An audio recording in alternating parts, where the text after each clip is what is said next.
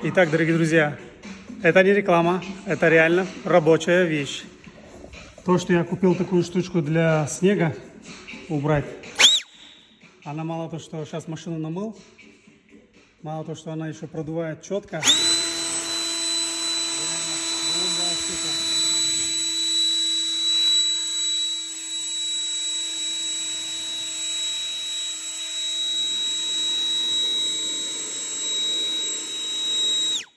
Блин, реально прикольно.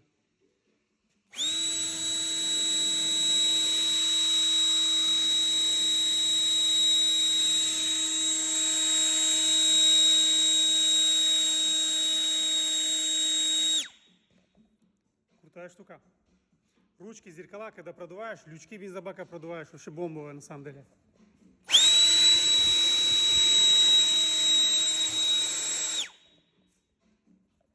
Крутяк.